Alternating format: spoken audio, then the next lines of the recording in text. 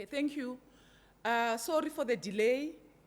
The Department of Leadership and Transformation is pleased to be hosting Sandew Hira. I'm not sure if I'm pronouncing the name properly. I am. Woo! The department is pleased to host this conversation because recently I've heard that some people think we have already decolonized, that we should stop this conversation and do other more important things. I am happy to say that this conversation is only just beginning, and we are going to be talking about decolonization for a very, very, very, very long time to come. So those who are not happy are going to have to take some high blood medication, because we are going to have this conversation. And we are not only going to have it in seminar rooms, we are also going to have it in boardrooms. We are going to have it everywhere where we are allowed to speak. We are going to have Ntate Hira, and we're going to have Professor Nokuthula Hlabangani be the respondent. She's going to do her response on Teams because she's not here with us. Ntate Hira will speak for about 40 minutes, and then when he finishes speaking, we are going to allow Professor Hlabangani to respond for 20 minutes. And then we will have question and answer session. Obviously, because we are starting a bit late, that means we will finish our program at 1:30 instead of at 1. Please bear with us, colleagues. This conversation needs to happen, and we need to give it time. So this department, the DLT, is interested in continuing these conversations, but not only the conversations as in sitting together and speaking, but it's also encouraging all of us to also reflect in writing. I'm very excited that Ntate Hira has produced this massive book.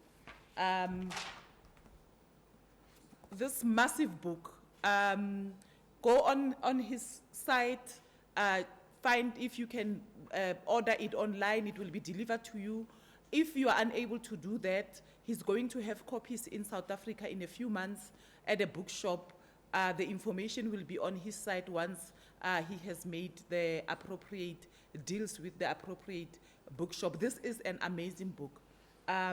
He's going to speak to some of the arguments he's making in the book today. I'm going to share his brief bio with you before I call him to come share his thoughts.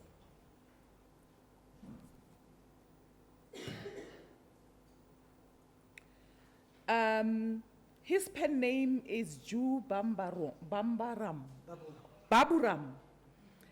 He is secretary of the Decolonial International Network Foundation.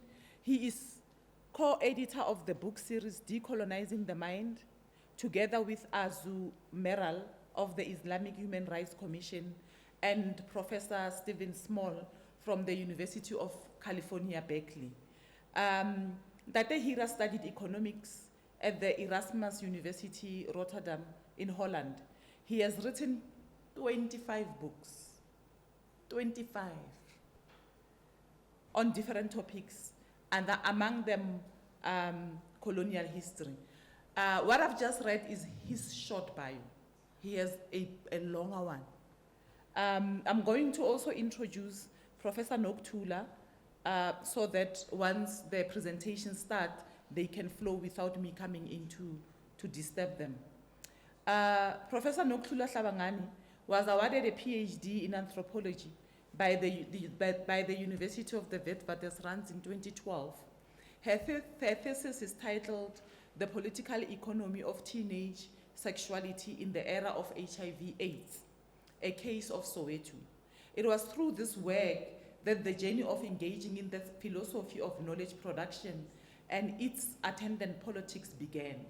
She drew from transdisciplinary literature to think about phenomena in all their complexity. Like Linda Tuhiwai Smith, she is seized by the need to research.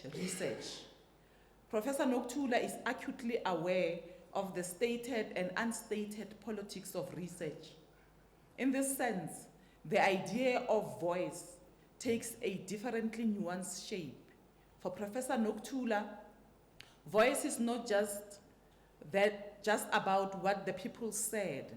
It is also about what they have not said, cannot say, is unsayable when filtered through the ambiguous framework of Eurocentricity. Her ethics are about redress and restoration, as she has a vested interest in decolonizing knowledge. Professor Hlabangani has written on subjects as diverse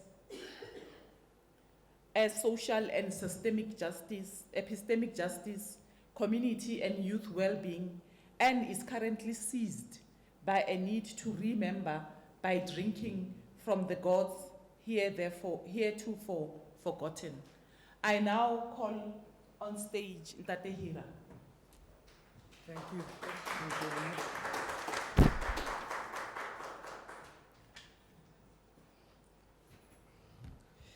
Thank you, Grace, for inviting and having me. Thank you all for coming and those online. I'm glad to be here. I've been here in UNISA a few times, and I'm always excited to be here and engage with you in conversation.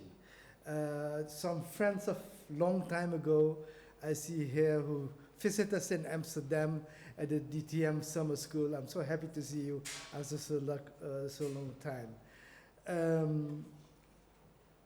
Greetings also to my dear brother and friend, Professor Stephen Small from the University of California, who joins me on this book tour in Africa. I'm doing South Africa. I'm going tomorrow to Zambia. And let me point out how we think about decolonizing knowledge and society. The first thing is that to explain what, in my view, is not decolonizing.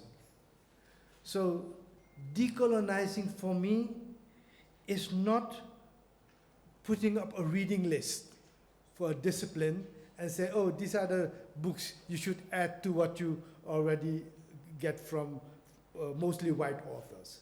It's not about extending a reading list. It's important to have reading lists that are extended, but that's not decolonization, that's representation. Decolonization is not about diversity and inclusion. Diversity and inclusion is about representation. Decolonization is not about having voices heard. It's important to have voices heard, but having voices heard is about representation. Decolonizing is not about claiming a space which have been denied. It's important to claim the space, but that's not decolonization. That's also about basically representation. So what is decolonization then? Decolonization is basically a concept of how to build a new world civilization. So decolonization is based on a concept of civilization. And that concept of civilization tells us that a civilization is a society or a collection of society that is based on a specific set that constitutes knowledge production. And knowledge production is a cultural base of civilization. And humanity has produced many civilizations, obviously first in Africa, in different forms. Now Africa, with 700 million people, half of them are Muslims. So there's an Islamic trend in the African civilization. We have older civilizations, Chinese, the Persian, the Indian, the Abhyayala. Abhyayala is the term we use for the Americas, the indigenous term for the Americas. So if decolonization is about civilization, what is it that we want to decolonize in civilization? What we want to decolonize in civilization is the acknowledgement that the world we live in now is a specific civilization, which we call the colonial world civilization. And where this colonial world civilization comes from, it arose in the past 500 years. In the 7,000 years of human civilization, it's a short period. It's not a long period. In Egypt, we had a civilization there for 3,000 years. We have a civilization that only lasted now for 500 years. And is now at the end of its existence. So, if we talk about the colonial world civilization, we should talk about what is the cultural base of this world civilization. If we look at the history of the colonial world civilization, for the first 150 years, the basis was Christian theology. And from 1615 onwards, the basis became the European Enlightenment. So if we talk about decolonization, we talk about a critique of the European Enlightenment. We don't talk about representation. We talk about the cultural basis of that civilization. What is wrong with it? And how did it create a world of oppression, exploitation, genocide, and a civilization of death? And one of the ways it did, apart from brutal military violence, was knowledge production. The European Enlightenment created a basic of knowledge production that said everything that came before 1650 was, and outside the West, was basically useless. The term rationalism, which means that people were thinking with their brains, is a racist term. Because what does it mean if you don't think with your brain? Then you think with your ass? What is it that, how do you produce knowledge if you say that knowledge production science started in Europe with rationalism, and apparently all the other were irrationalism. So what we do when we look at decolonization, we look at the knowledge production of other civilizations. We look at how did other civilizations develop knowledge, technology, medicines, how to set up your society, how to look at human relations, how to look at relations between humans and nature. All these things, ideas have been produced about this in many civilizations. So decolonization is a study also of the knowledge production of non-Eurocentric civilizations. So if we go towards what decolonization is, basically we come to three things. One is a critique of the European Enlightenment. But the critique is not because we take European knowledge as a reference point. That's not the way we critique it. We don't critique European knowledge just because we want to critique it. We critique European knowledge, Eurocentric knowledge, by looking at a discipline, at all the discipline. We are looking at what does economic theory means, what does social theory means, what does mathematics and biology means, what are the topic of research, what are the issues. And then we look at how did Eurocentric knowledge create knowledge about that topic. And if we do that, then we'll see how invalid Eurocentric knowledge is. And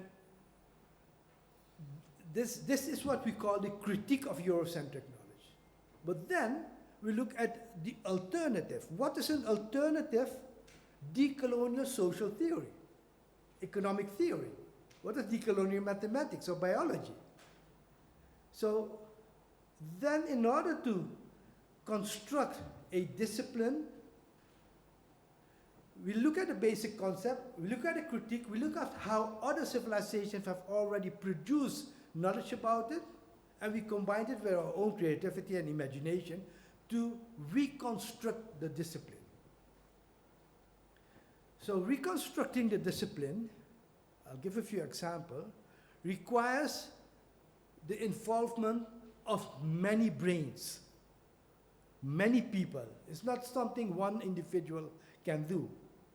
And if now we assess where do we stand with the decolonial movement, and here, as I understand from Grace, people think that's over, decolonial is over. We are at the beginning of it.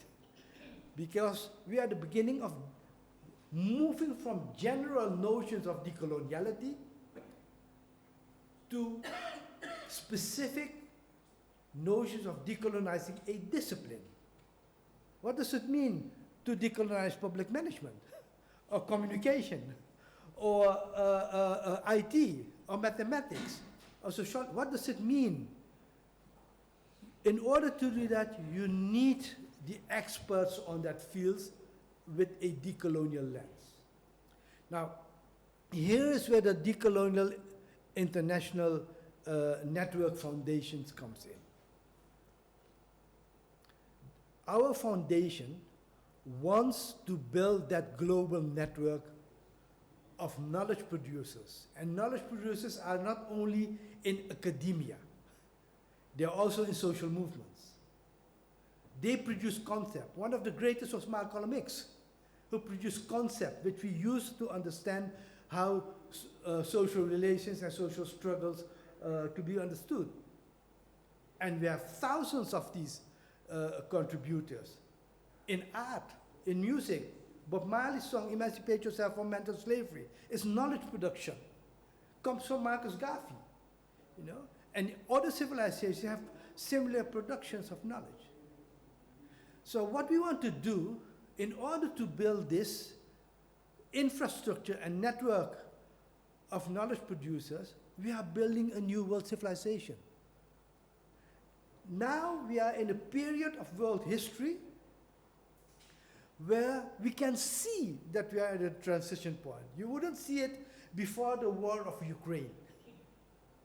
With the war of Ukraine, you see suddenly people talking about a new multipolar world. But a new multipolar world is articulated in terms of politics and economics, not in terms of knowledge production. We need to go there. We need to go to a space where we say it's not only about politics and economics, it's about a new cultural basis that is pluriversal, that draws on ideas from different civilizations, while now the colonial world civilization is universal. So how do we go there?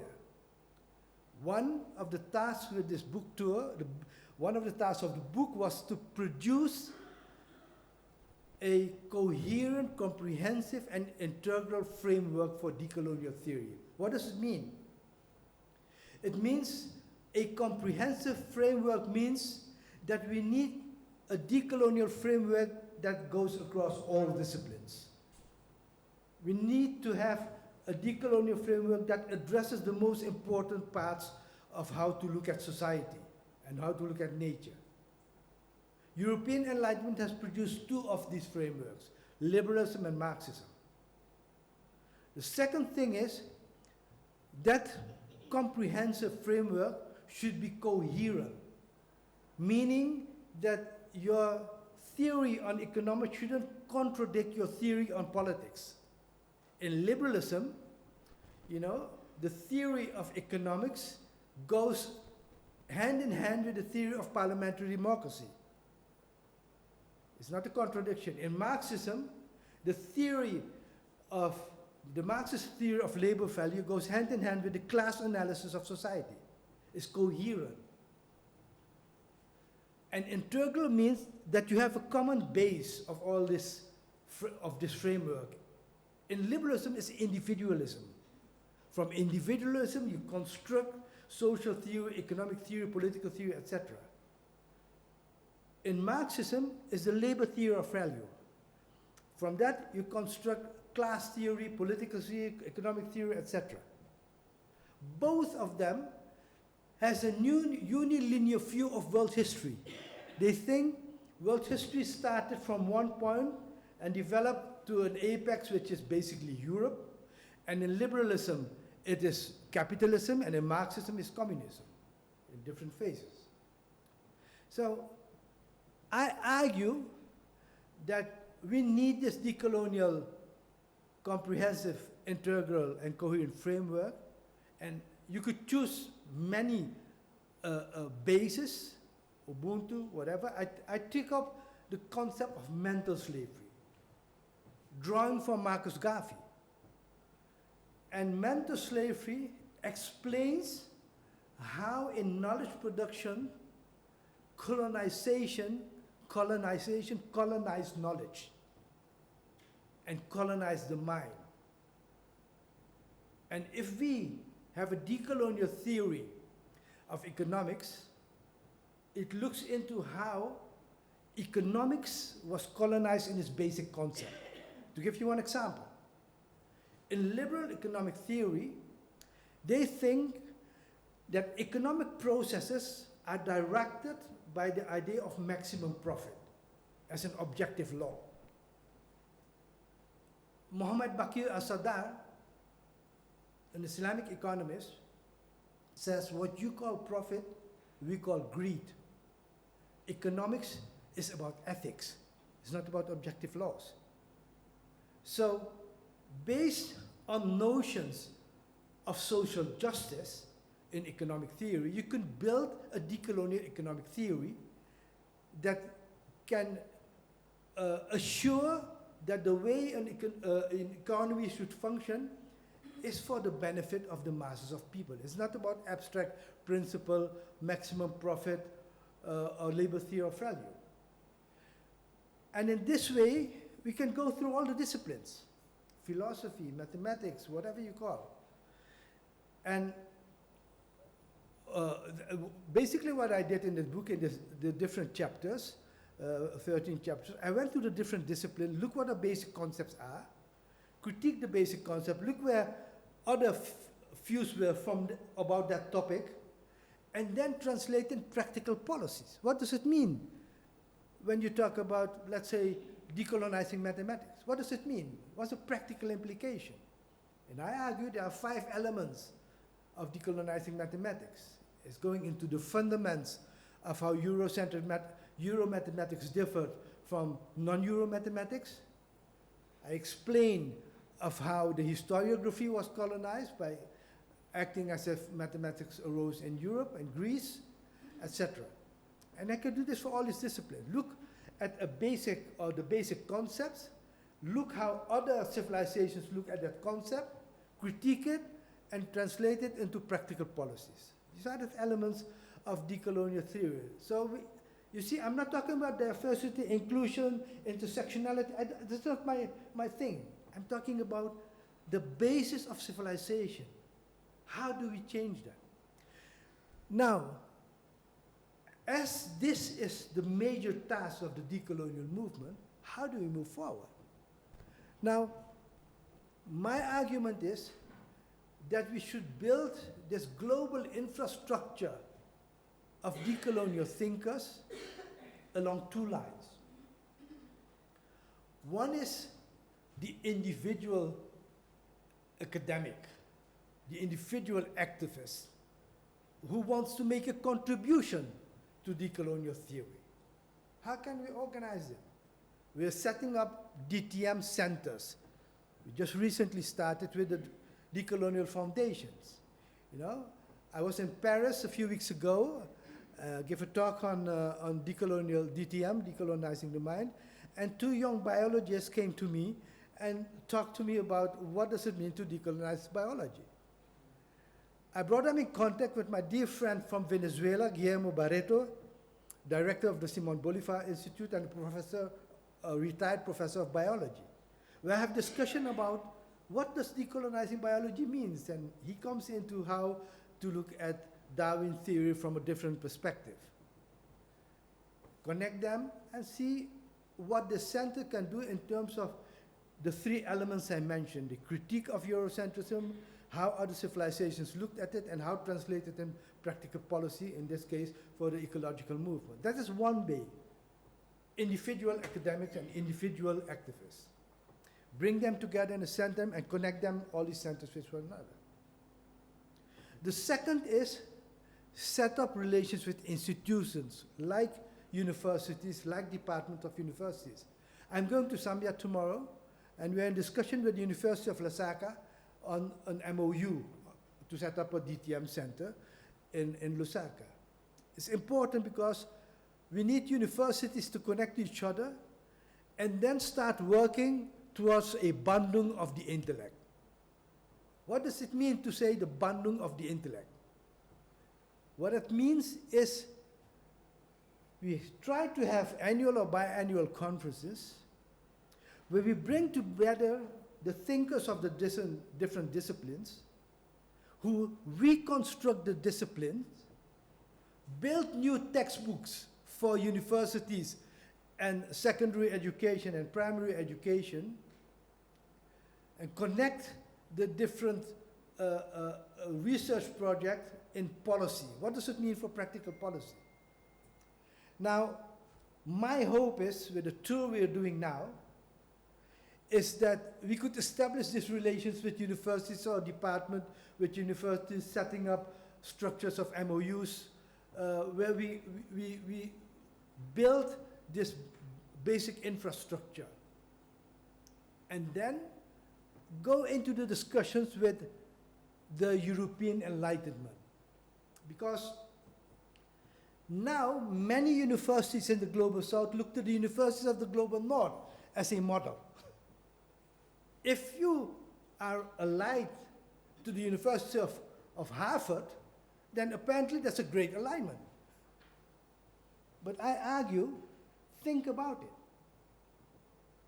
The University of Harvard is a university. It teaches you one truth. That is university is truth. We need to move to a world where you understand the concept of pluriversity. Where if you take mathematics, you don't study only Euro mathematics, you study decolonial mathematics. If you study economics, you don't only study Adam Smith and Karl Marx, you study Chinese and Indian and Islamic economists. That's a higher quality than the quality that you only teach one truth. And the idea that we should have conversations in the Global South means that universities of Iran and China and Venezuela and UNISA and what you have in the Global South should work together. But if I would say, let's bring Iranian scholars to the United States or Russian scholars to the United States, suddenly there's no academic freedom in the United States. You won't get them there because the University of the United States have become part of the political structures. And not only in the United States, in the rest of the world. What kind of quality of university is that? Where the academic freedom is non-existent, is under pressure, and is aligned to take sides with political power, which was not the idea about a university. Now, going into this era and the things we would like to develop, for that reason, I took the different chapters in the book first I'll give you, we need to study other civilizations as part of our curriculum and the knowledge production in other civilizations. And if you look at it, you see that these civilizations were highly developed. You could see it in technology. You could see it in the different forms of structure of society, you see? And the centers that produce this were not called universities. They could be temples, and they could be, like in Islam, a house of wisdom in Baghdad. Now, I could go through the different disciplines. And maybe Nokutula will go into the social sciences and see how to decolonize the social sciences, and then, could go into the discussion of what are the concepts in social sciences. What's the concept of gender or sexuality, or the concept of social relations, of class, of individual? And how do this concept, how do we evaluate those concepts, and what are other possible concepts to understand the relationship between human beings, or between human beings and nature? But I won't do the different disciplines, because quite a story to do it. So what I'll do is invite you to use your imagination to answer this question.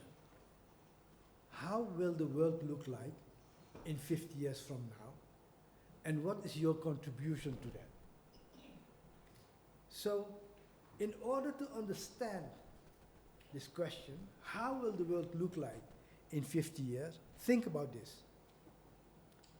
If you were living in, let's say, 1860 or 1859 in the United States, and you were a young black enslaved person, and somebody would tell you, how long will it take before slavery ended? In 1859, there was a white group of abolitionists who staged a violent revolution, and they got, it failed and they got killed. At that time, this young black man or woman would have thought slavery will exist forever. 6 years later, it was abolished in the Civil War. How is that possible? In 1914, the world knew the Ottoman Empire, the Russian Tsarist Empire, the Habsburgers. Many of those empires didn't exist 4 years later, and they existed for 100 years. And if you take this time span of 1914 and 1964, 50 years.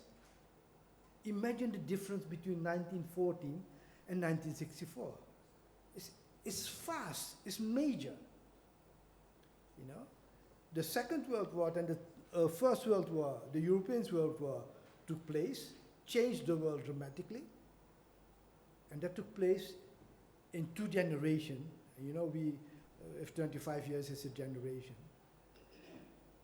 If you take 2014 and 1964, 50 years. There was, in 1964, many African countries were politically under European administration. China had a per capita income of $1,000.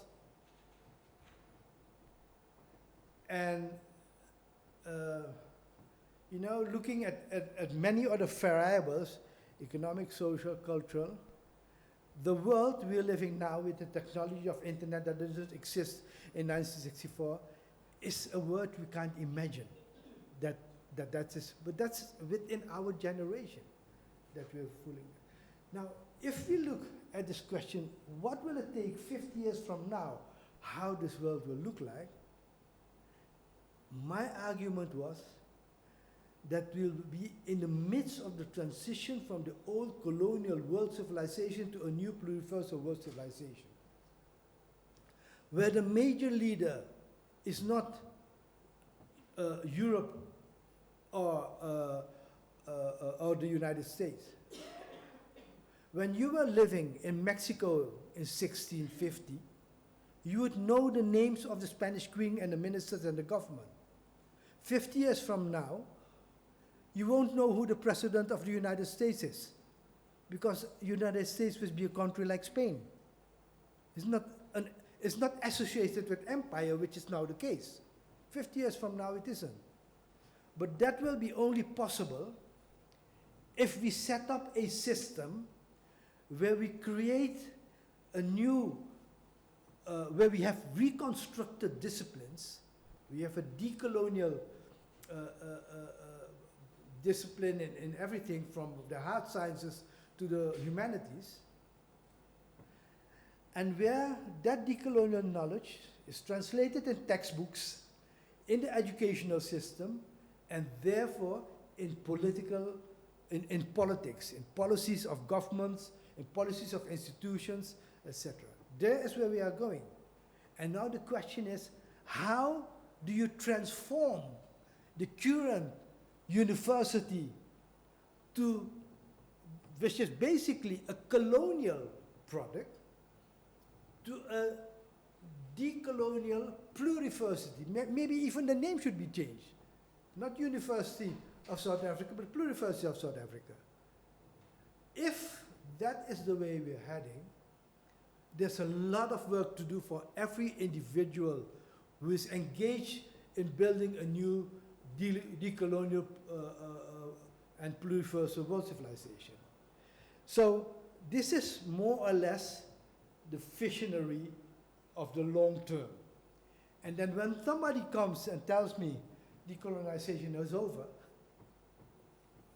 you mean the reading list? You have introduced the reading list. If that is it, hey, what are you talking about? You don't have a clue about what colonization is, let alone what decolonization is. You see? You don't have a clue how disciplines were colonized, let alone how to decolonize a discipline. But because now the face of the decolonial theory is very much into generalities, you know, I say, look, decolonial, it's about modernity, and we need to move from that stage, from the general notions, to the stage of the specifics of how to decolonize a discipline. And I'm more than happy after the commands of Nkutula to go into the disciplines as selected. Thank you very much.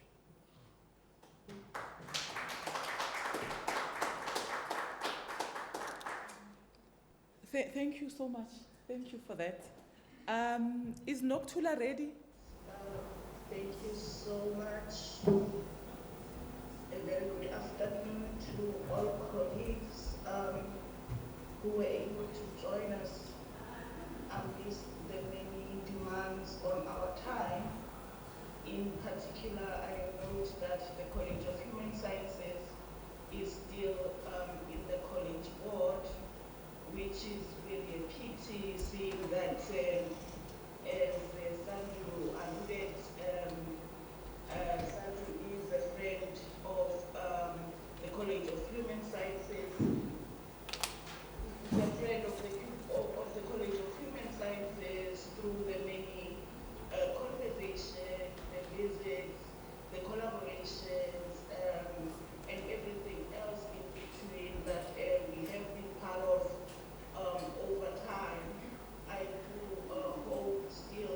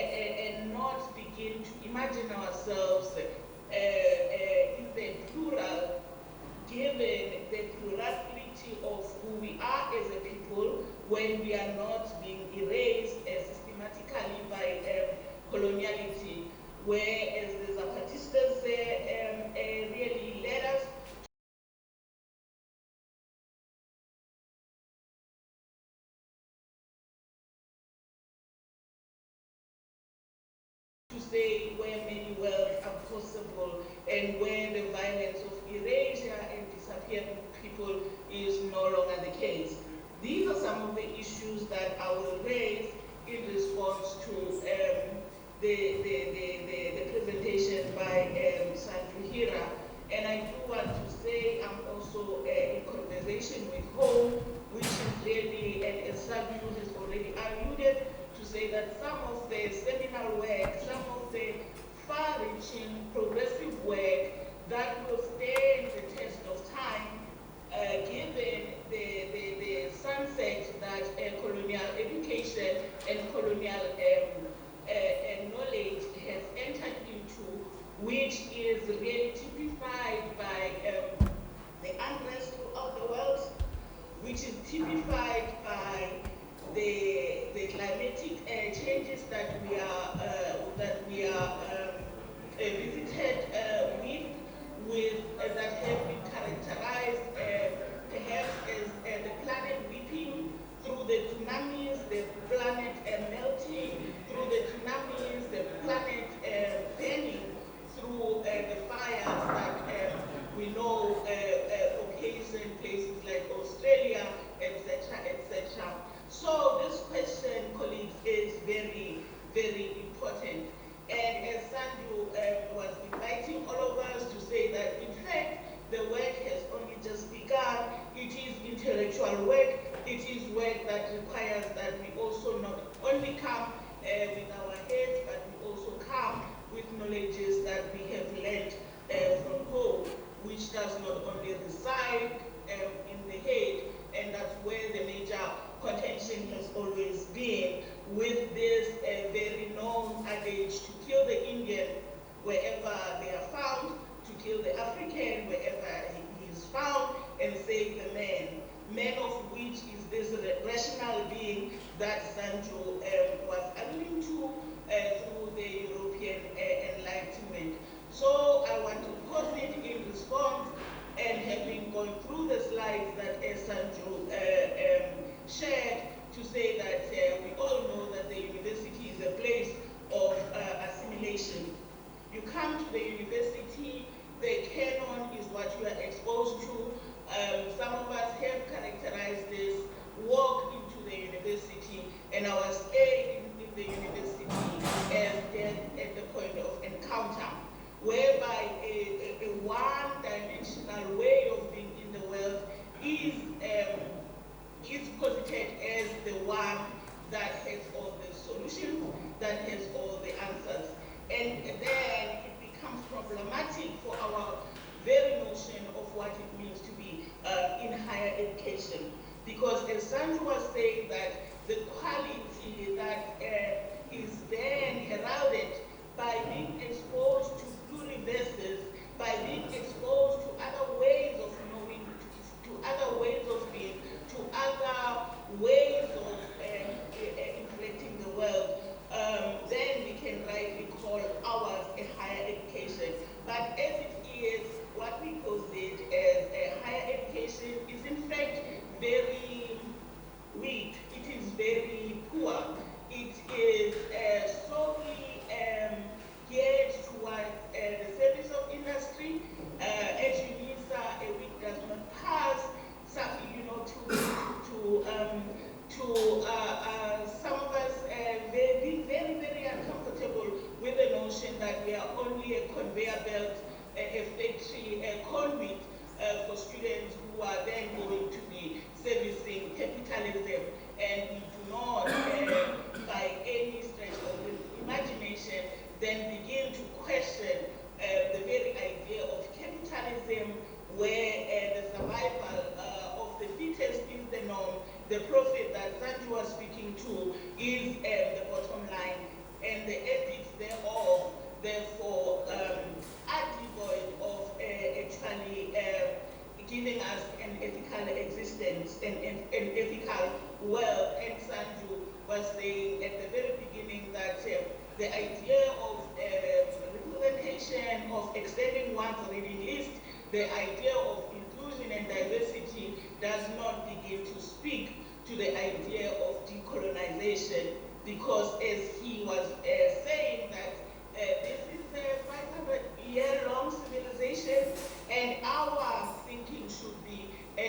how do we then speak to this civilization in order to reimagine a world in which we do not kill the Indian and save the so-called men, in the world where we do not kill the so-called the African and save the so-called men, and what of women in this whole equation.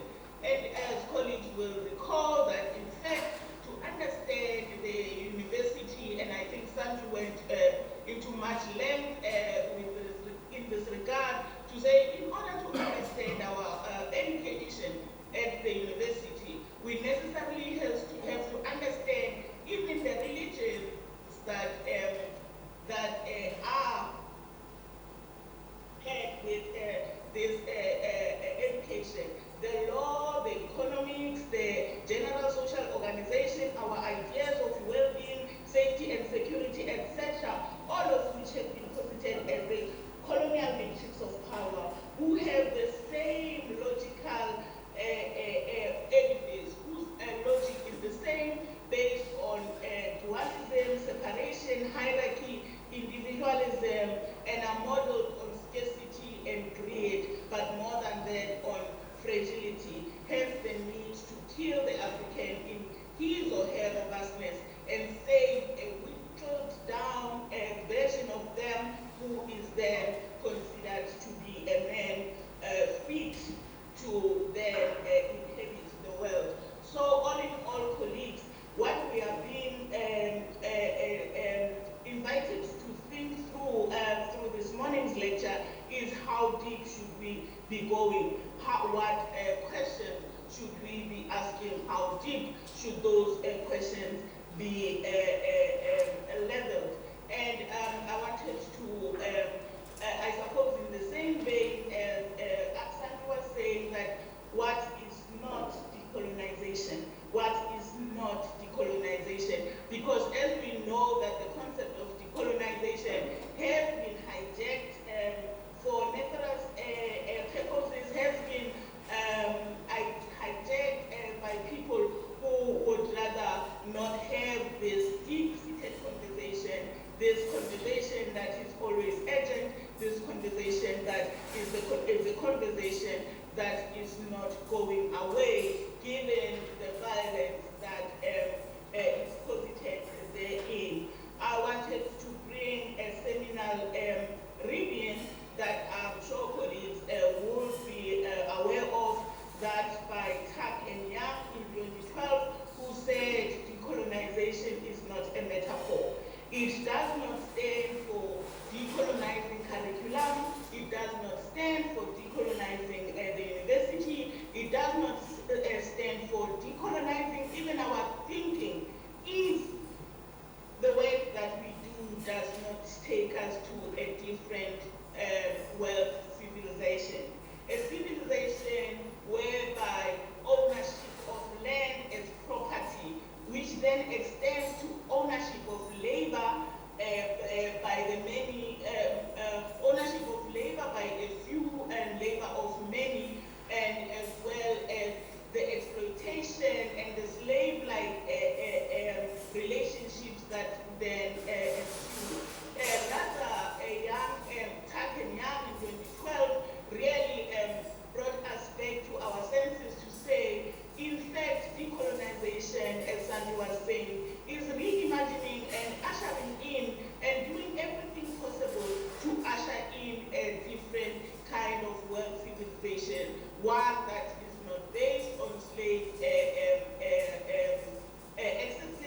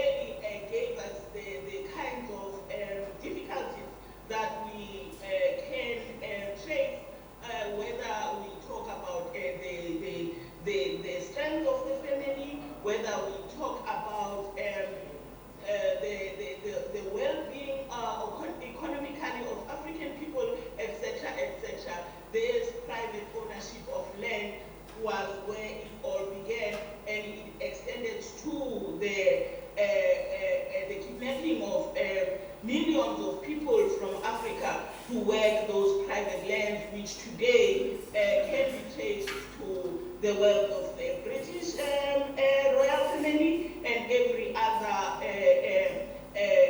conglomerate that is alive in the world today. So what we are being called here is to keep that history alive, to keep that history alive in our teaching, to keep that history alive as an ethical imperative. And as such, Tuck and Young say that in fact decolonization is the repatriation of indigenous lands to indigenous people and the restoration of their life wealth, the restoration of the relationships that were reciprocal and not exploitative, the restoration of a kind of civilization whereby exploitation and extraction and violence in its many guises is not perennial to the system. Rather, we seek balance, rather we seek reciprocity, rather we seek harmony and complementarity,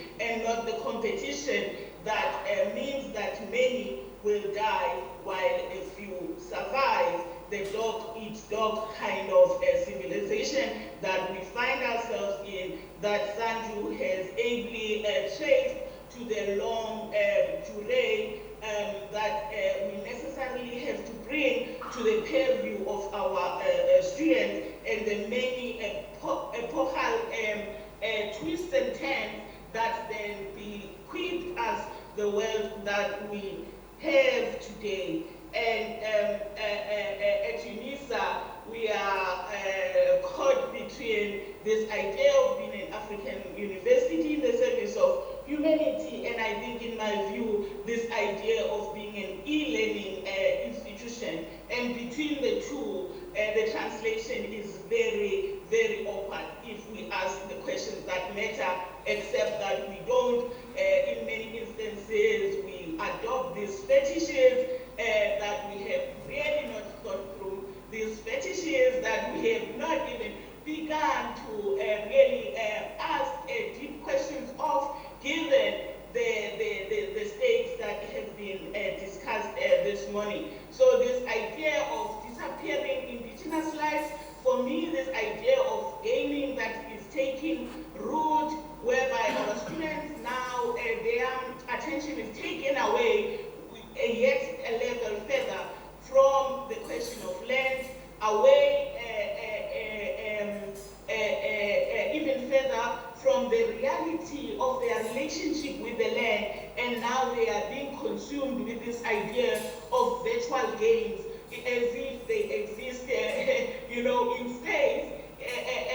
And by so inculcating such a student, then we sure not going to really get to those decolonial worlds in which we have a different kind of relationship with the world. Because if our students are seized with playing virtual games, then who will be asking the question? Some would be hewers of wood, others drawers of water, and the rest will be the buffers in between. And we in the university, I'm sure we will all agree, we are the buffers in between. We are the ones who make intelligible the coloniality that some will find violent because they find themselves at the coalface of it, and really have to contend with from day to day. We are the one to whom everyone aspires. We are the one who make coloniality intelligible and palatable. And we went with Sandew and Sigler, his wife, and Stephen and others at the weekend to the Constitution Hill, and we visited the women's jail. And one of the things that I caught my attention there is this warder, a black warder, who was in charge of black political prisoners, a female, and who was perpetuating violence in service of state terror against fellow women. And what her refrain was, I came with a certificate. I came with I'm a better black. I came with a certificate. You came with a warrant of arrest.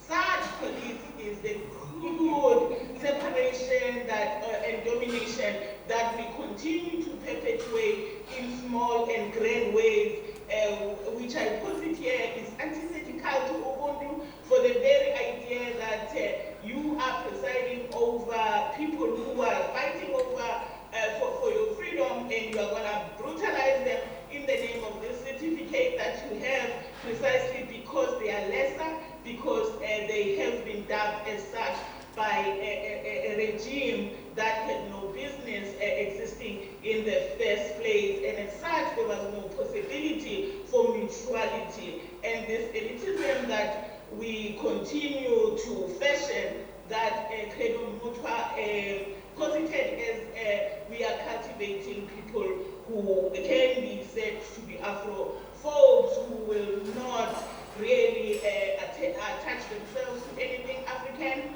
So in other words, Sandew here was saying that there is a need to continue to critique European entitlement and enlightenment that gives us the entitlement that come with certification, and beyond certification, perhaps we need to aspire to,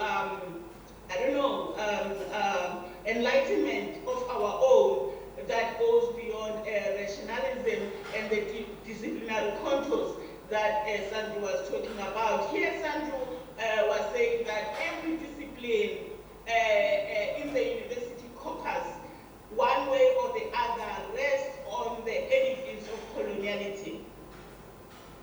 The truth of that, colleagues, should not be lost to us. That should be such an obvious truism that we do not need to pause at to begin to think about. This particular one should be as clear as daylight to us, especially in South Africa, with the troubles that we continue to experience from the point of view of our students, who find themselves alien and alienated by the kind of knowledge that we espouse and teach to them in neutral, apolitical terms, as though that is how education is supposed to be. And Sandew, I think, towards the end, did invite me to think about concepts and to say, how do we rethink the concepts that we were raised on, the concepts that got us our degrees, and today we understand that in fact those concepts were actually representing a one-dimensional world that was silencing of a plurality of ways of being in the world. And the Office of Transformation, not many weeks ago, hosted the prof, who has really gifted us with this idea that gender, this very ubiquitous, this very taken for granted, this very go-to concept that we work with can be decolonized, because not everyone in the world think of the world through gender lenses, and as such that has become one of the concepts that we can go to and begin to unravel, to begin to bring through different worldviews and world senses, as she says, Oyeronge, who was at UNISA a few weeks ago. And as well, by the same token, Sandew, and I'm not sure whether this was lost to you, said World War I, and very quickly corrected himself and said the European War. It was not a world war, it was a European war, by the same design of us being assimilated into European knowledge, and it being posited as universal. This very logic does apply to this being said to be a world war, when in fact it was a European war. Here we see the European figure looming large and disappearing every other in the name of this idea of universalism. But beyond even that, the disciplinary contours, the disciplinary knowledge being based on colonial knowledge, I would also think that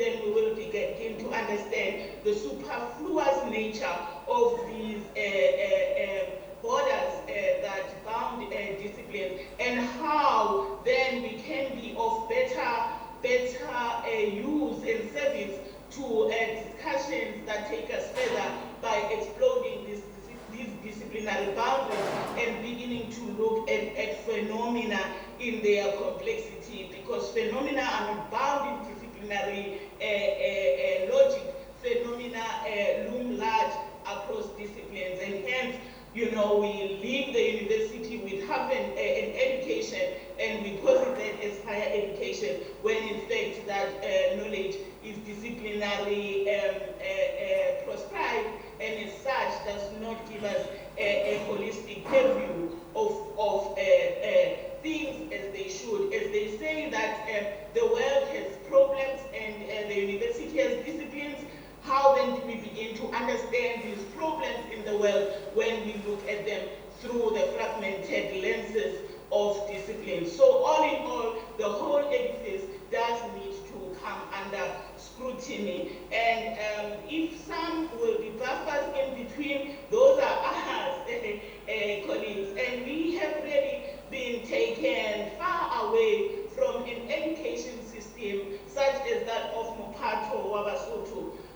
You know, as I said, that in this conversation, I'm in conversation with home. At the very beginning, I'm aware that colleagues who are in the community, so-called, are also here. And those are the people from whom we continue to learn beyond the canon of the university. This idea of Mopato, whereby I would like to argue, is really more closer to the idea of education, because education is supposed to invoke the light in me.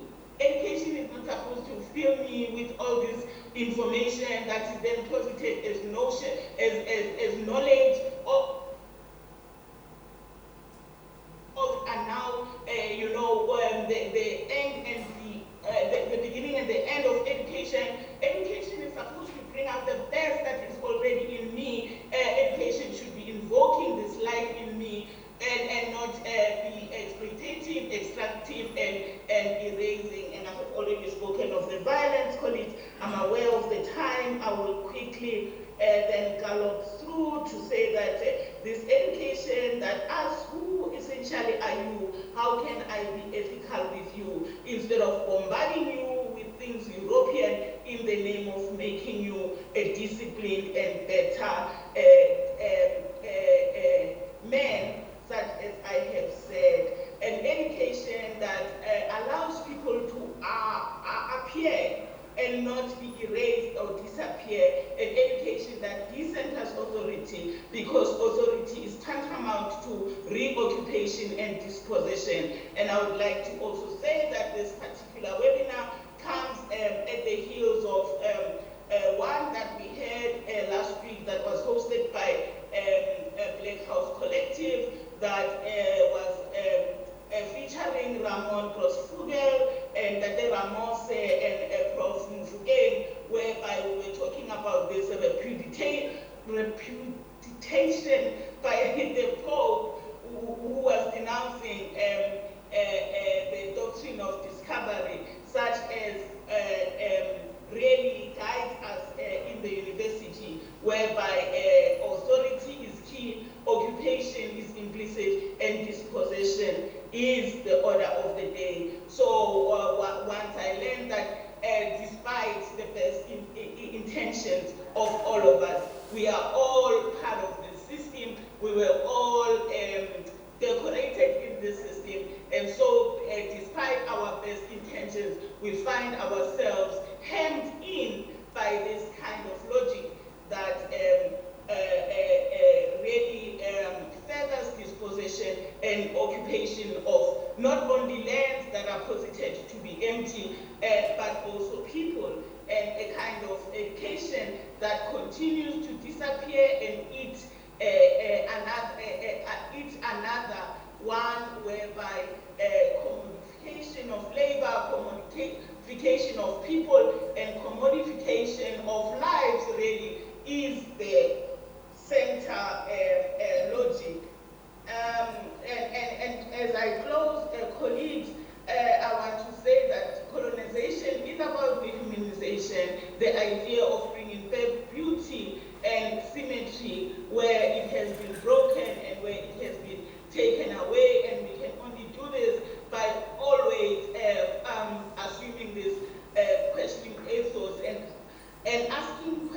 that matter. You know, we spend so much time asking about how do we not, when we never ask, why do we even do this thing that we are trying to get right, which is not even supposed to be, given the violence that it inhabits, as well as to move beyond this humiliation of the humiliated, as we begin to think of ourselves in beautiful ways that are restorative, that will bring in our whole selves, and then we begin to come to places where we can breathe, we come to places where we are at ease, and we are robust, as opposed to the fragility that even after COVID has really become how we are. And I want to say in closing, colleagues, that as UNISA, we really have been uniquely gifted through the relationships such as we have with the decolonial world throughout the world, and we have continued to learn, and we have a unique value proposition that we can then begin as with the lens that need to be inscribed one way or the other in the vein of the conversion that is also part of the religion, whereby we kill the Indian, we kill the African in order to bring about the man. We have the unique position and possibility to continue to undo the woundedness that is part of this ecosystem, bearing in mind all the time that we ourselves are wounded healers, and as such we need to continue to do the work that is so integral to us actually gaining and authentically inhabiting this idea of us being higher education, because as it is now, I don't think there's anything high, you know, with the way we are carrying ourselves, with the way that we are doing ethics, with the way that we are doing research, with the way that we are doing engaged scholarship, with the way that really and truly we inhabit the university, which has actually been said is the mass production of ignorance. And as long as we stay with this uni, as long as we stay with the questions that do not matter, as long as we fail to join the dots and understand the underlying logics that then take us to the question, whose agenda, as long as we fail to make transparent that which has been made obscure, and we begin to bring out an authentic voice and begin to say whose logic is actually being pervaded here, as long as we do not decenter the center and begin to learn from communities that we so arrogantly think that we are teaching a thing or two, communities who have been resilient against all odds, from whom we can really learn how to undermine capitalism and really begin to imagine a new life world, a new civilization, and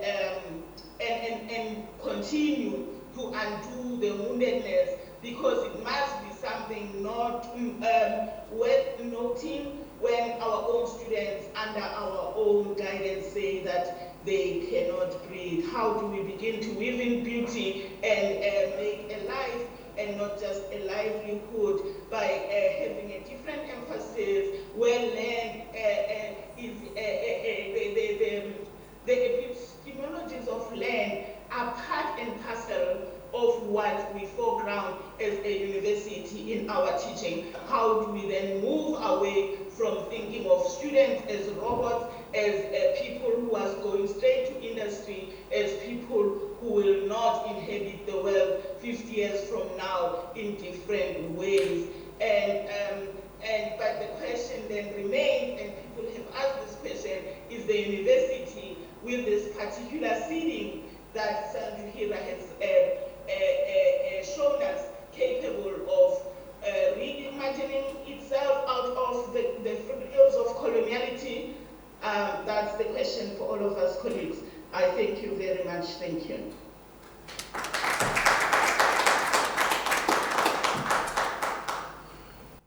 Thank you,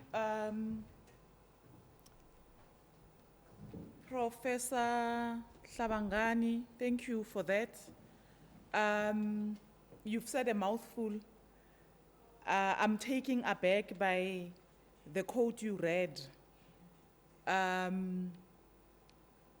And the last bit, we are the buffers in between. How does it feel? We are the buffers in between. So what I'm gonna do now is open for questions and discussion so that the Hira can also come back to explain further some of the points that he shared earlier. So I'm gonna open up for questions. People who are online, you can raise your hand. I will give you space to ask questions. I have one question so far. Yes, ma'am? Yes. Thank you. My name is Tanya Foka. I work for an organization called Sandew Hira, which is an NGO that works in townships across Gauteng, which is a province here in South Africa, where we are currently now working with young people who have not had access to higher education, and so doing community-based education with them. And so I really appreciated what the discussant said about a different kind of pedagogy, essentially, not just decolonising the discipline, but also then teaching that discipline differently, because the two work together. I also appreciated what she said about internal democracy, because having come from, I've worked 20 years in the non-profit sector, and as much as we are do-gooders, we fight a lot with each other. And so I was wondering about, in this process of building this movement and this global infrastructure, how do we ensure that we don't perpetuate that same decolonial type of dominance in the way that we're working together to create this new world? And then I wanted to ask, I know you didn't want to talk specifically about disciplines, but so I come from a law background, and there is a lot of people doing work on decolonizing the law, but my question is more about like the practicality of, because if you look at what comes out of the work from decolonizing the law, it changes everything so fundamentally that actually what needs to happen is that we stop, put in this new system of law and carry on. It's difficult to kind of have the old system and a new system simultaneously because of the nature of the law. And I'm not trying to elevate my discipline above anybody else's, maybe other disciplines are also struggling with this, but how do we deal with the actual practicality of rolling this out? Do we do it simultaneously? Do we stop and start again? And then how do we, I've just got two more questions. You don't have to answer all of them, but these were just things that I was thinking. How do we account for the epistemicide and the genocide? For we were building the alternative. We don't have access to a lot of those knowledges, those people and those ways of thinking, those languages. I am descended from the Khoi in the Cape, for example. The Cape Khoi we do not know what their language is anymore. It's completely obliterated. So how do we account for that? And then the last thing is, how do we account for power? I think there was that framework of decolonization that says decolonize ontology, decolonize epistemology, decolonize power. The current world system, it affords privileges to certain people, and if we say we want to build this new thing, how do we create space for this new thing we want to build? Thanks so much. Thanks for those questions. I'm going to take two more and then give you an opportunity. Is there anyone online? I see you. Yeah, you can ask. Thank you. Good afternoon. And I just wanted to dovetail on what you're speaking about in terms of internal democracy, because when you spoke, Sandew, you spoke about maybe we need to consider the re-establishment or the redevelopment of the university into more of a pluriversity. And my question around that speaks to, if we are trying to then work towards a pluriversity, how do we, again linking to these issues of internal democracy, not regurgitate and develop or cement those systems of stratification? How do we bring in those different voices without continuing to perpetuate the systematic stratification that the current system has given us, in a way that allows us to think of different pedagogies, in ways that allows us to think of different ways of knowing and being able to consider them on a same playing field than what this Euro-Western system has provided us. So that's that's my kind of interest in knowing. Thank you so much. Thanks for that. Another question before I hand over to Sandew Hira, le Professor Hlabangani. Anyone online?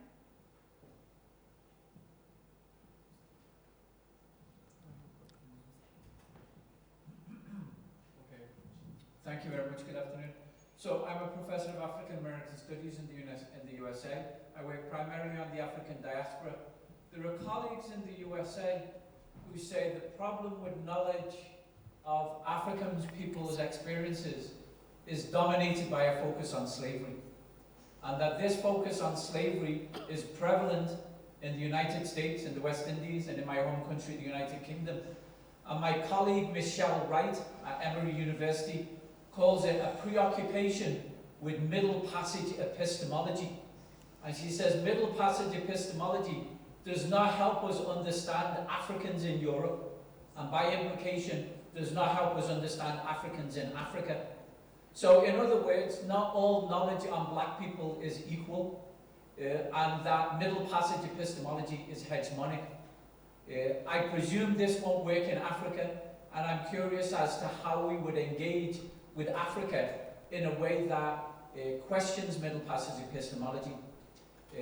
I have a second question. English dominates everything, and our colleagues who speak French, who speak Portuguese, who speak Spanish, and who speak many of the hundreds or indeed thousands of languages across Africa, but certainly the ones I know in Black Europe, complain that a focus and the domination of the Anglo world will not help us understand Brazil, will not help us understand Haiti, and so forth. So some of these are the parameters epistemologically that deal with the varieties of colonialism and imperialism. Thanks. Thanks for that. I'm going to ask Sandew Hira to go first and respond to some of the questions, and then when you finish, Nokuthula, you can come in with some of your thoughts on some of the questions or all of the questions. Thank you. Thank you. Let me take the first thing about internal democracy and how you move forward with this discussion. I think there are two issues we deal with. One is power. So how do we deal with power in institutions, right, like this? Obviously, I will refrain from general things because per institution it might be different. So what I do, I take the other aspect, which is imagination. So my point is that imagine that a better institution is possible. It is possible to have a better institution. And how that looks like, that better institution, will guide you in the power play that is there. Because if you know where you want to go, then the question then obviously comes that power has two dimensions. One is the ruling power, and one is the one that contests the ruling power. And the imagination comes from those who contest the ruling power. So if you make it now practical and say, look, we want to have the discussion at an institution like UNICEF on what does it mean to decolonize the curriculum. We take that as the issue. And my answer is that it is answered on the level of decolonizing the discipline. So we bring it on that level. It's not on general discussions. So we look at, let's take an experimental thing, social theory, if that's, the humanities. We say, what is it, what does it mean to decolonize it? And say, let's suppose that we put out the idea of a decolonial textbook for the humanities. Right? So how does this decolonial textbook is? It is not a reading list. You see, what a decolonial textbook is look what are the basic concepts in studying social relations. That is what it basically is. And let's say that we look in the, and then we take back, we have studies here from different civilizations on how to look at social relations.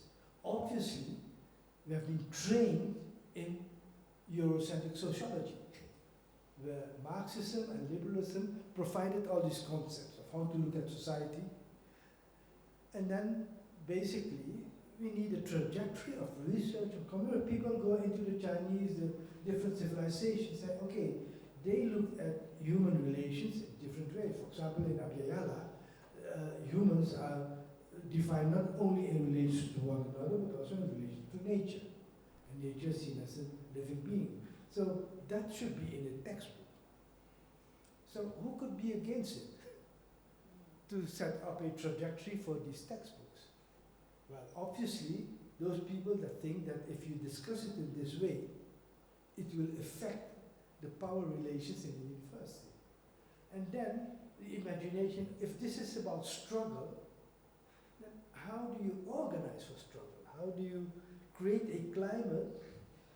And here's one of the things which you mentioned, you do. A culture, what we have, the method of struggle we have learned from the European Enlightenment is from Marxism. That told us that struggle is class struggle. Social relations are defined by class struggle. But Nukutula just said, quite rightly, that concept of social relations in the African culture was not based on struggle, but based on harmony. Ubuntu is basically the concept and based on harmony. So if we organize for social struggle, for social change, what are the concepts we use in organizing? Is it class? Then obviously it's confrontation. It's the only way. Dialogue is not an option. Confrontation is the only way. But if you say, no, social relations has this element, obviously, of inequality, injustice, and then it comes struggle, but also has this element of harmony which we want to achieve. And the instrument in achieving harmony is dialogue. Now, what are the mechanisms in creating dialogue, in creating this atmosphere where you work together rather than you work against each other? See? Now, these are fundamental discussions on how you build social movements. But these are important discussions we should engage into because that is how it creates the structures where we will be in. Now, let me take one other thing, that is epistemology, right? So,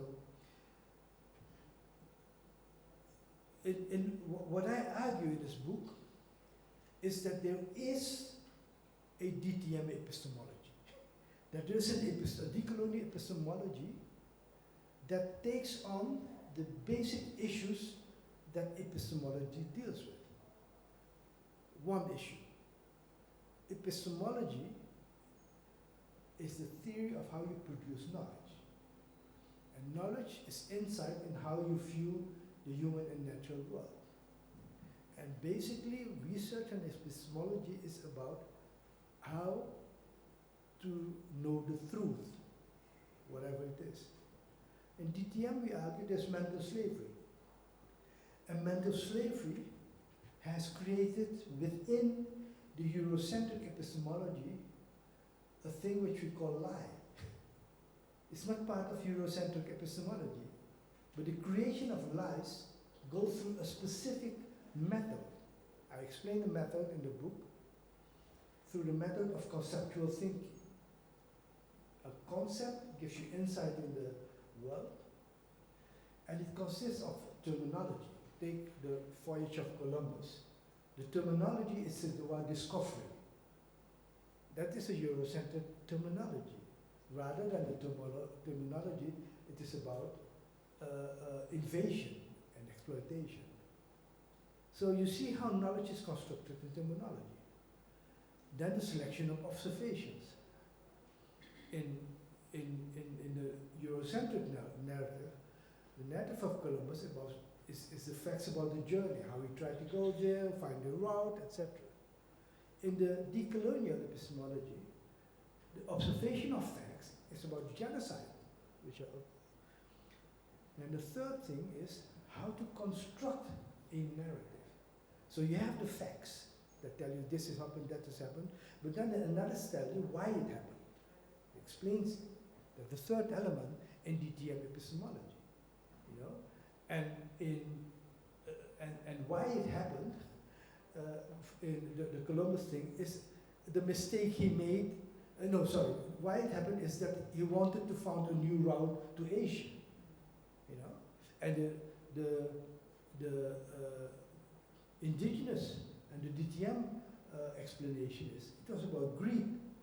Why it happened is they wanted to find gold and they wanted to occupy land and basically extract value there. And the fourth element is how does a concept fits in a larger political framework.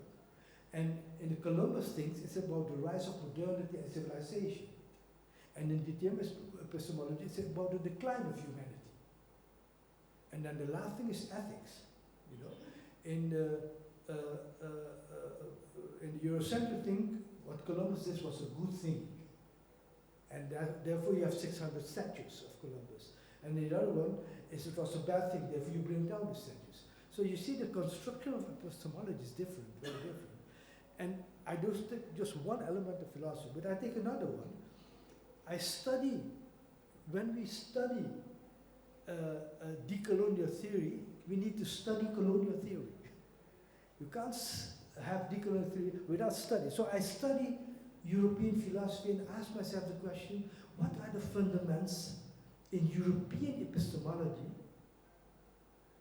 which is lacking and is there in other civilizations? Now, in the book I mentioned 7, 8 sources of knowledge: observation, reasoning, social interaction, imagination, common sense. These are sources of knowledge, which were there in many civilizations. Social knowledge, for example, take the story of, I think, the forain of Descartes. You know, he came to this idea, I think, therefore, because he was discussing the idea, I'm dreaming, how do I know that I dream or that that's life? And basically he says, in that process, because I'm thinking about it, the fact of thinking constitutes that I exist. But in the Ubuntu philosophy, they say the source of knowledge is social interaction. So if you are the only person in the world, you don't know that you're dreaming. You can never know. So somebody comes up and wakes you up, hey, you're dreaming, and that is social interaction as a source of knowledge, which is absent in Eurocentric epistemology. Go on about imagination. There's a Chinese philosopher, which I quote in the book, on Descartes. He's saying, look, there is this philosopher, he's dreaming that he was a butterfly. And the more he was thinking about it, his imagination got loose, you know, and he said, he was dreaming and he wondered, was it the butterfly dreaming that he was a human, or was the human dreaming that he was a butterfly? So what he did, he brought the whole imagination to a different level which Descartes couldn't go, you see? So what I do, when we study European philosophy thinkers, we study the sources, the original. We don't go about who tells you about Descartes, you read Descartes, you know, and then, so in the reconstruction of philosophy, if we teach philosophy here, what we are teaching is Chinese philosophy. We're teaching African philosophy in order to interact with European philosophy. Not as an addition, oh, we should do that and accept the validity of European philosophy as being valid, and there are also other valid things. Now we criticize the validity of it. And that is only philosophy as a discipline. But I'll let Lukutula continue because I could go on for a long time here. Thank you. Noktula. Yes, I'm not even sure if I want to say anything in addition, just to say that colleagues have just been enticed to really have a look at the book because it also really does give ways in which we can practically begin to do this work that perhaps does not come naturally or as natural as it should to some of us. This question of internal democracy and how then do we, in the quest for this better world, not get caught up in the same ways of relating that we are trying to get away from. I think Sandew has really responded to this in very good ways. Safe to say that if our starting point is that as human beings we are born in sin, and sinning, is our default, as the Christocentric religion tells us, juxtaposed to the African way of being in the world, that posits that in fact we were born divine, and because we are born divine, this decline of civilization that Sandew was talking about is in fact the opposite of what we aspire for. So if we tap into our African mess and our African selves, the essence, the founding seed of Umuntu, the founding seed of Ubuntu, what Marimba Ani calls the Asili, this essence of being, which from an African point of view, we say is divine, and our spirituality tells us that we are divine beings, just having a physical existence as opposed to us being physical beings in search of a spiritual nirvana, as the Christian religion will have us. So all in all, what is our default mode as a people is that towards decadence and eating another, or our default mode is that of being together in harmony as Ubuntu enjoins us. So I think asking those questions will necessarily give us really a place to hang on to, and if we understand that what we are in is in fact the worst that we can be in, then we shall not even begin to second guess ourselves as people that I think Zuluma Tabo says we were born with beauty, we were born with symmetry, and that symmetry happens to be broken. It is not absent, it is just broken. And because it is broken, we are in a position to restore it. And as such, our strength lies in rediscovering ourselves, in remembering ourselves, in retelling a narrative different from that which we have been told. As Sandew was saying, that when you look from the colonial side, what was bequeathed to the world is good, but when we look from the side of the colonized, what we see is decline and decadence and mayhem, and we have experienced that as such. The focus on slavery as the African story, and where do the knowledges lie? How do we reconstruct them? I'll just make a very quick and a simple example once again from the talk Soweto that we had on Saturday. One of the images at the Hector Peterson Memorial that's talking about Mbuisa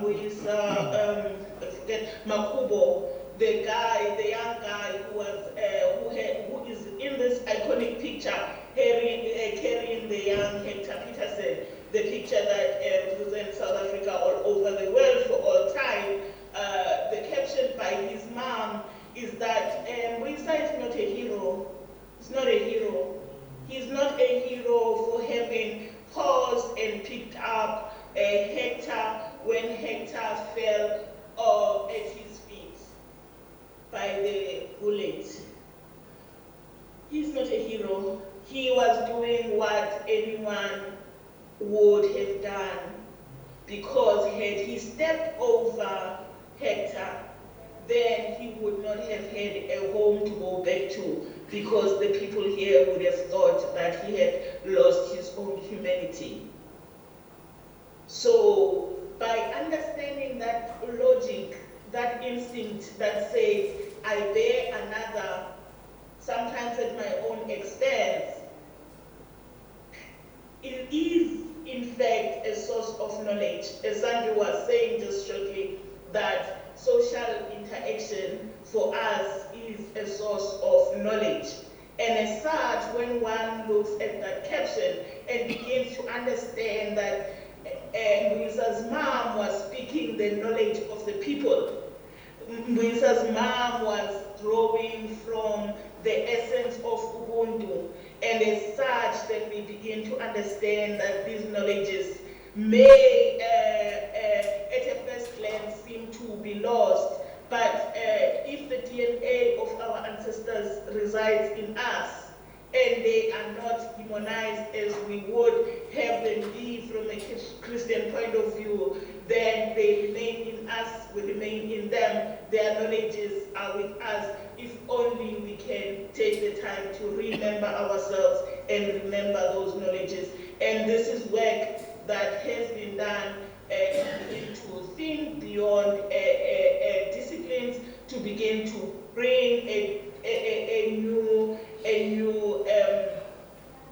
way of thinking in the university. So the work has already been done. It is being done. No, the work is being done. Perhaps not by many of us, and perhaps not at the level that we go to the long durée of history, such as Sandew is saying, and to begin to coin new concepts, to begin to fashion a new narrative. But the work slowly, very painstakingly, is being done. And how do we make space? You make space. You make space when you believe. You make space when you understand that a different world does need to be ushered in, because this one is no longer even sustaining itself. Thank you.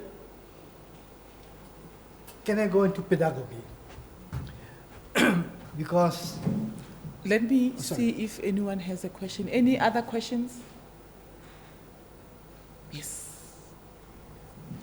yes, the way many educational institutions are structured is by focusing in the transfer of knowledge. Obviously, universities, research universities are also in the production of knowledge. That's different. But let's talk about the transfer of knowledge. And what are the mechanisms, from a decolonial point of view, of how to decolonize pedagogy in the terms of how you transfer knowledge? Then obviously, you have to define the aim of the pedagogy. And normally it's defined in terms of setting the reference that this is what people should know, this is the theories they should know, this is the facts they should know, and the insight. But if you put education in the context of creating a new world civilization, then there are other elements of importance, which is how to use the educational system in creating a certain attitude with students. And the attitude, for example, if you have the theory of let's say the Marxist theory of social conflict in class, then you train people for struggle in this in social struggle, which is antagonistic. But if you take this concept of you need to create a world of harmony, you train people in dialogue. You train people in how to go beyond the confrontation into what mechanisms do we have to engage in dialogue. And obviously the second aspect of it is not only the attitude, but also the skills. What are the skills that you need in order to be able to engage in dialogue, in order to be able to change this world? So I think decolonial pedagogy will then look into what are the means and mechanisms to achieve those ends, not only the transfer of facts and theories, etc., but to create this attitude in students that then could be the future administrators of either the university or whatever institution or the government and so. And this requires a social theory that includes this element of harmony. And that element of harmony is in many civilizations outside the West. In individualism, in liberalism, the individual is atomized, is basically not related in society other than through the governmental power. In class theory, it's about the struggle of one social group against the other social group. But in Confucianism, in Islam, the concept of Ummah, which is a community of believers, which is a harmonious community of believers. Confucius, who thinks that harmony should be the basis of how to build social relations in society. Buddhism. So there are things there, and how is that now incorporated in social theory that we teach? Where is it? In the teachment, in the education that we have. And if it's not there because there are no textbook and no material, then you have to create the material, you see. So for me, decolonial pedagogy is a very important instrument on thinking about how knowledge not only is produced but distributed.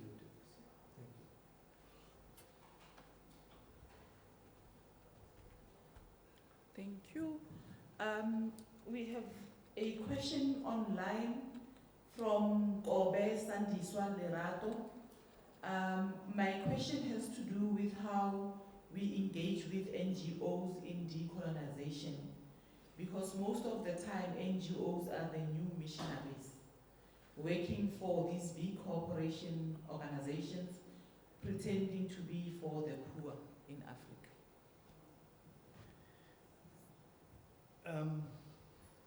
I'll give you an example of the World Cup. In the World Cup, in Western countries, they brought what Western countries will engage with LGBT. So that's a big narrative in Western countries. And NGOs and others take the Eurocentric notion of universalism. Their value is the value of the world. And that's why with the World Cup, they thought that every country and every football club should put on the agenda LGBT. In Qatar, there were many supporters from the Arab world who says, our concern is Palestine. That is our agenda. You know? So your universalism doesn't apply to us. But then NGOs have money. They are funded. And they are funded often by the governments, not even by private enterprises, but by government. So that institutions of government. You know? So decolonizing this NGO world is another thing. But because they have the money and the infrastructure and are imbued with the Eurocentric supremacy feeling of we are civilizing the uncivilized, we are bringing, you know, these narratives which you don't see as uncivilized people, that is where decolonization should confront it. See? I think it's a very good thing to bring this to the fore and say, look, you know, that is, but obviously they work in such a way that they put up local counterparts who get the funding and then carry out that agenda. That is how it works, you see. But it is, I find it very important, as you know, this discussant has mentioned, to put attention to the fact that colonization is not only a matter of government policies, it is delegated to these kinds of institutions.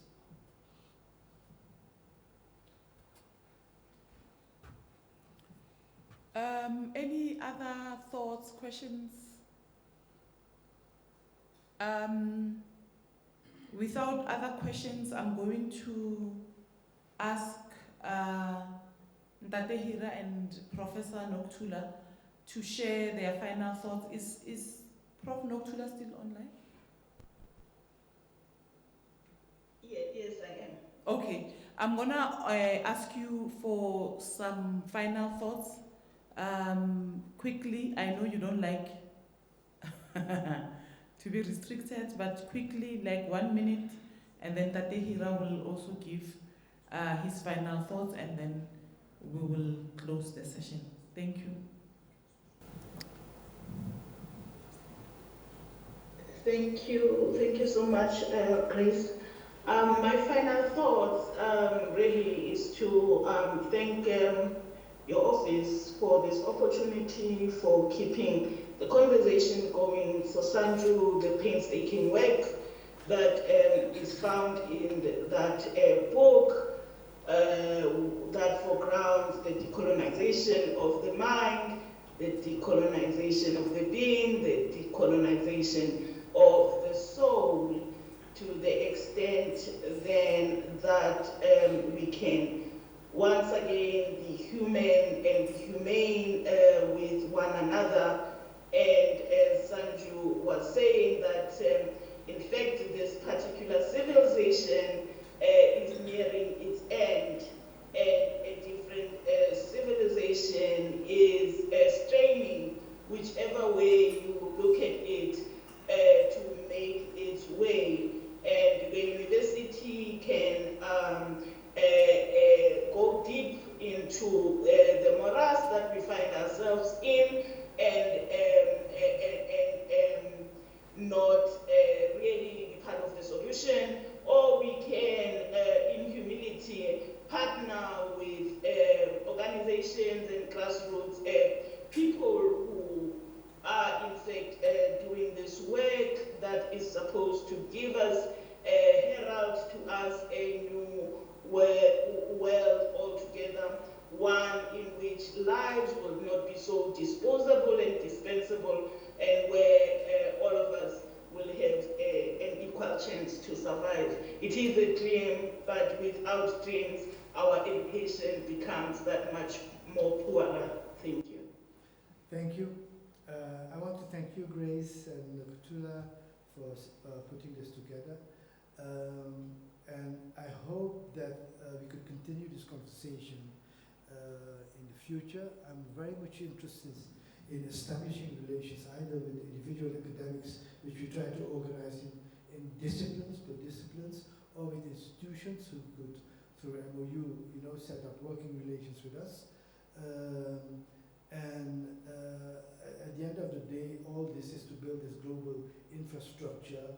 Hopefully, in this annual conferences we'll have on the bundle of the intellects. And well, I hope to see you soon again. Thank you.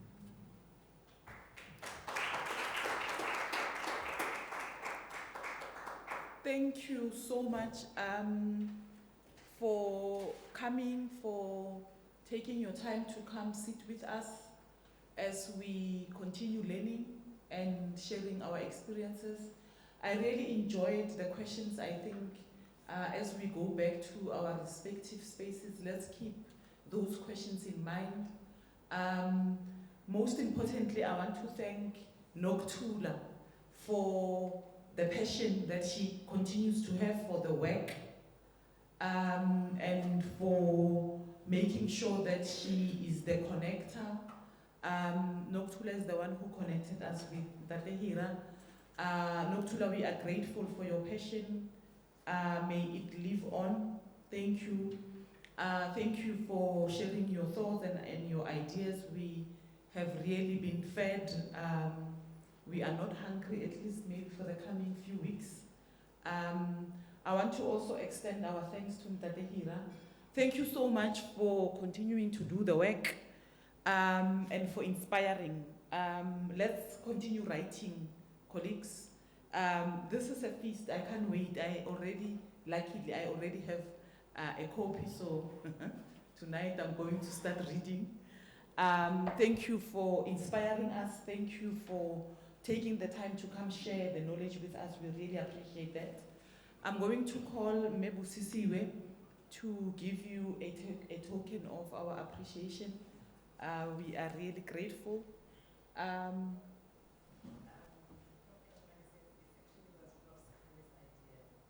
Oh, so the connection is bigger. So we are grateful. Mepuleng Raleboga.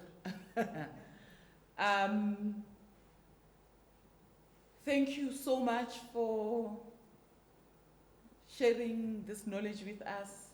This is a small token of our appreciation. This is very much needed. Yes. I was thinking of buying one because I had books here. So thank you very much. It's very much Thank you. needed. Thank you. With Lunisa. Thank you so much for everyone who connected online. We know that sometimes it's not easy to come physically, and we are so grateful for the technology. We are grateful to the technical people who have assisted us today. Raleboga. I also want to thank the three people that I usually thank. I usually thank them last, but they are not listed.